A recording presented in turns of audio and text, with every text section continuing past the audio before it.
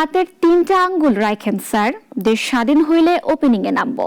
Crack প্লাটুনের সদস্য ও cricketer শহীদ আব্দুল হালিম জুয়েল হাতে গুলি লাগার পর এই কথাগুলো বলেছিলেন তার চিকিৎসককে। স্বাধীনতার লাল সূর্য দেখতে না পারলেও বাঙালির স্মৃতিতে অমর হয়ে রয়েছেন এই ক্রিকেটার।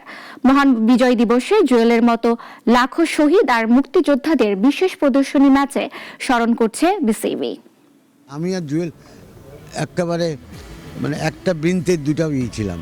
শহীদ জুয়েল ও শহীদ মুশতাকের ব্যাপারে বলছিলেন তাদের সরাসরি দেখা জাতীয় ক্রিকেট দলের সাবেক অধিনায়ক রকিবুল ইসলাম।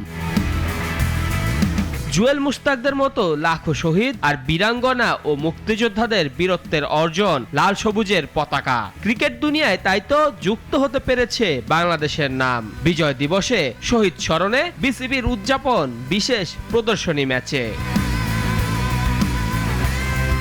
আগে ব্যাট করতে নেমে মোহাম্মদ আশরাফুলের দল শহীদ মুশতাক একাদশ সংগ্রহ করে 138 রান। জবাবে মিনহাজুল আবেদিন নান্নুর শহীদ জুয়েল একাদশের সংগ্রহ 100 রান। ম্যাচ শেষে বিশেষ স্মারক তুলে দেওয়া হয় অংশগ্রহণকারীদের মাঝে। এ সময় বিসিবির কর্তা ব্যক্তিরা সহ শহীদ জুয়েলের এক স্বজন উপস্থিত ছিলেন।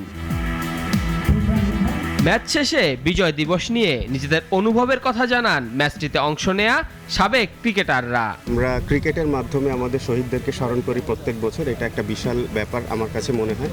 আর আরও একটা ব্যাপার আছে যেটা আমাদের ক্রিকেটারদের একটা মিলন মেলা টাইপের হয়। অনেক প্লেয়ার থাকেন যারা বাইরে থাকেন, ঢাকার বাইরে বা বিভিন্ন কাজে বিজি থাকেন, দেখা হয় না। তো এই দিনটাতে আসলে দেখা হয়, এটাও একটা বিশাল ব্যাপার আমাদের। এই 16 ডিসেম্বরে মাঠে আসবে।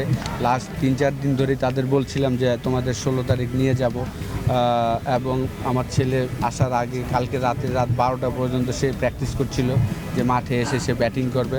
মুক্তিযুদ্ধ বাঙালি জাতির অনন্য অর্জন। বিসিবির কাছে সাবেক ক্রিকেটারদের প্রত্যাশা পরবর্তীতে আরো বড় আয়োজনের।